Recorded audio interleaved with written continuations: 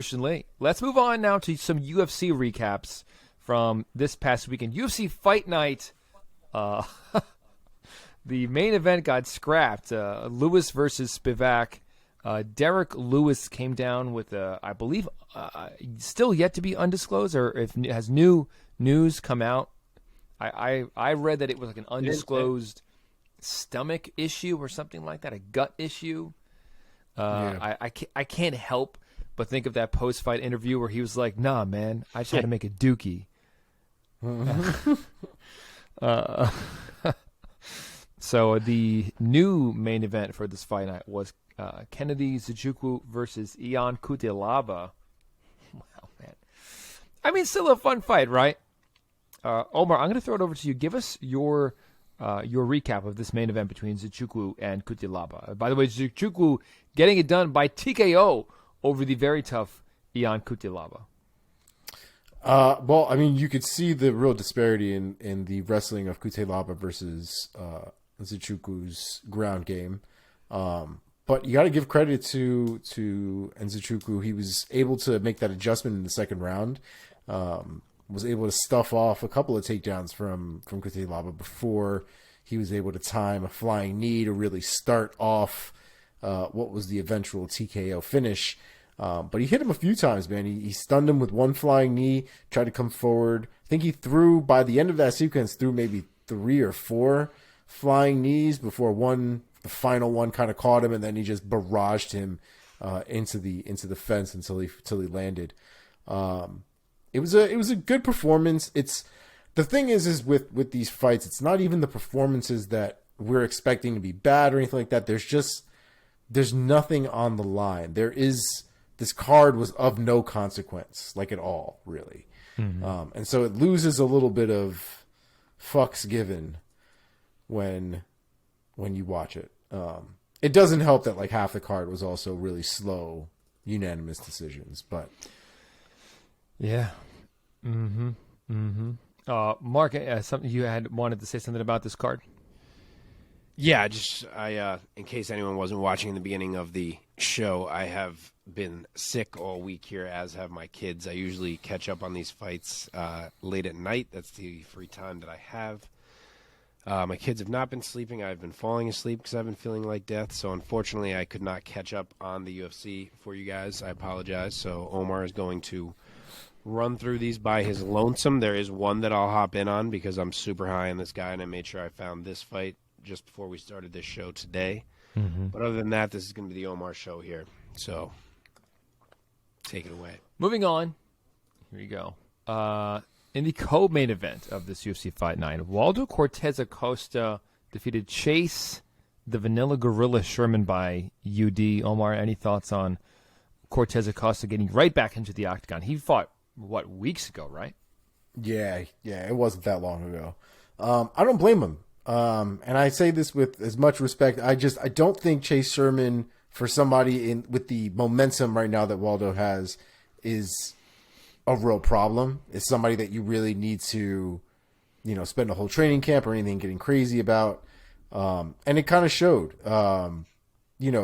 Sherman's a gamer for sure. He's going to be in there. He's going to scrap with you, but he's never really, to me, had the best technique. He's never really had the best fight IQ. And Cortez Acosta played with him a little bit in there.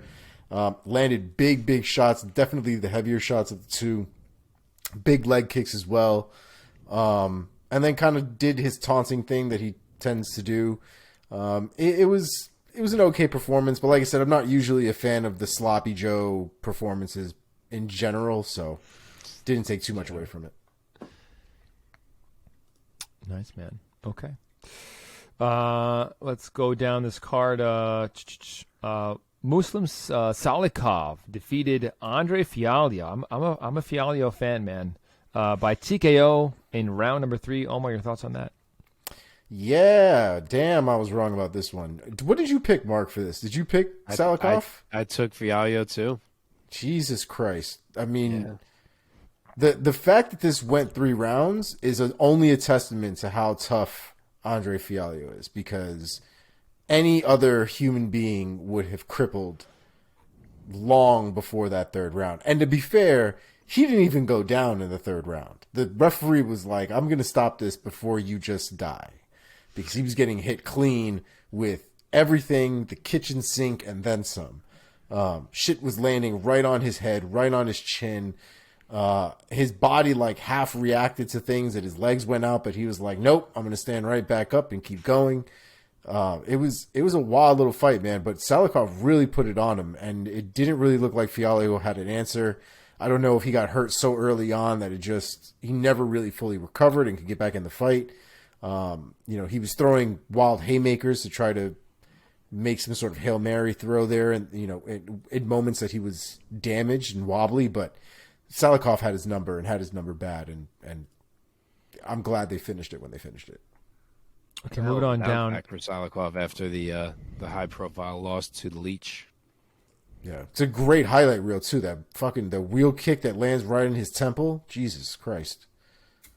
Yeah, it's crazy strike. Yeah, man. Okay, moving right along. Jack Della Maddalena defeated Danny Roberts by TKO in round number 1. Omar, your thoughts on that? Dude, Maddalena, and we keep saying that. I don't know. At some point, it's going to get repetitive if it hasn't already. But Maddalena is an animal. He's an absolute animal. I mean, he ran over fucking Danny Roberts like if it was nothing. I think at this point, the man really needs a real test in that division.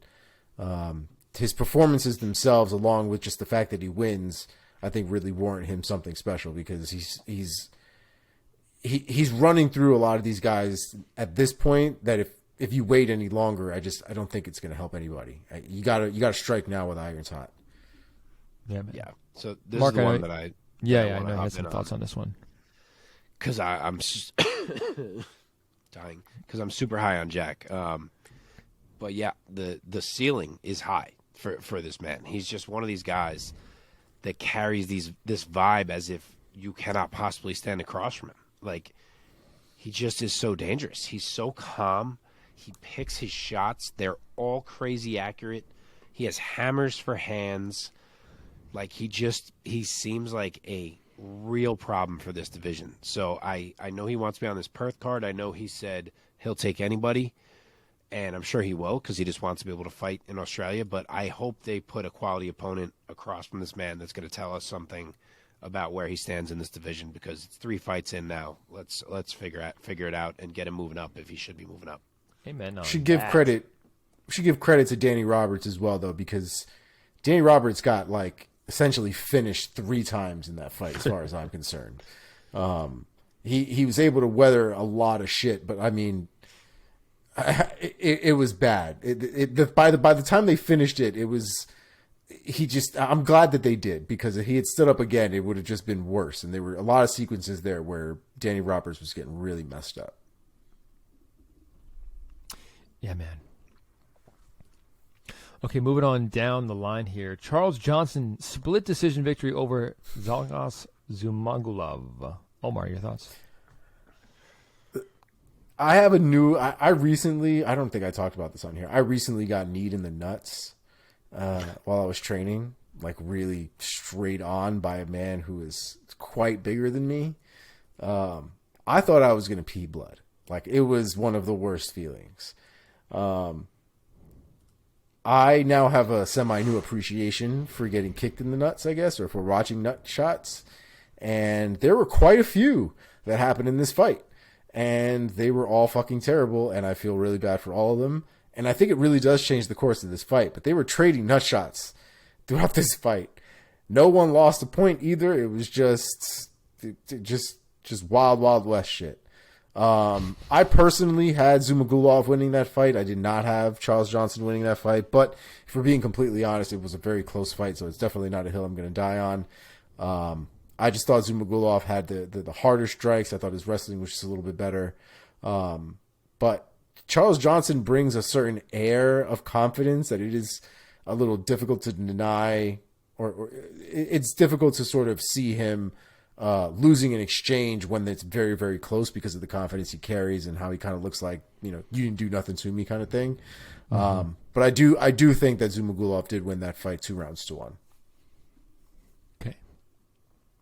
Let's march on down this card with some speed and efficiency now. Jennifer Maia, UD over Marina Moroz out of Ukraine. She's one of my favorites. Omar, quick thoughts? Yeah, this was actually a really good fight. I expected there to be a bit more variety in this fight. This fight ended up being kind of a boxing brawl, if we're being honest. There were some kicks thrown here and there, but for the most part, they were trading hands, and pretty well. Jennifer Maia did get the better of them, I thought. Marina definitely did not make it easy. It was a very, very close fight with very, very close rounds, but I think the right person won. Okay, Miles Johns, unanimous decision over Vince Morales. This was a scrap. This was violence in a bottle. And Miles Johns, I think, definitely deserved to win that fight, but he definitely went through the fire in order to get to the other side because Vince Morales did not make it easy by any stretch of the imagination. Some of the shots that landed on Miles Johns, I mean, pretty sure Miles Johns was open by the time it was done. I think his nose was leaking like a faucet.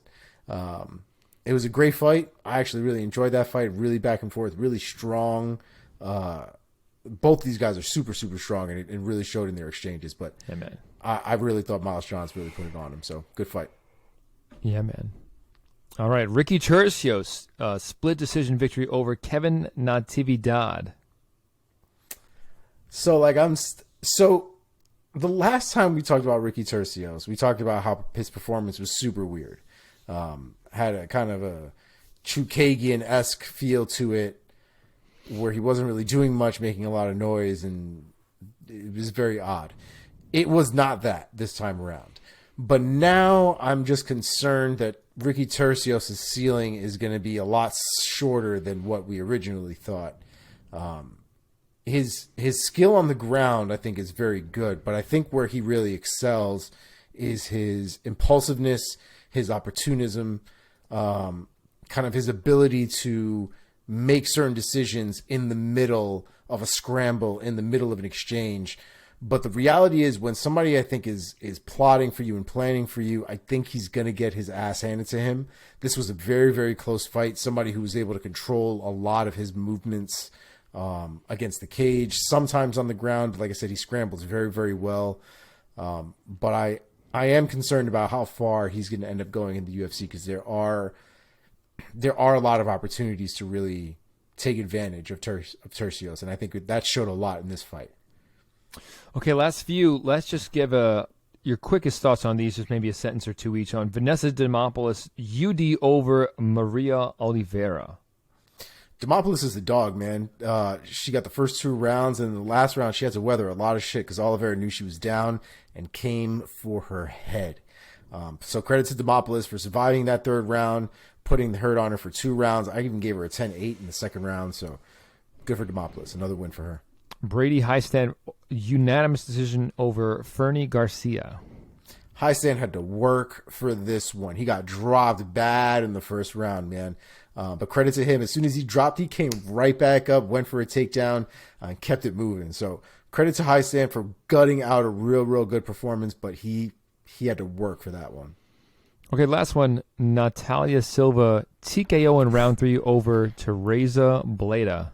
Saving the best for last here, man. This girl was piecing up Bleda for this entire fight.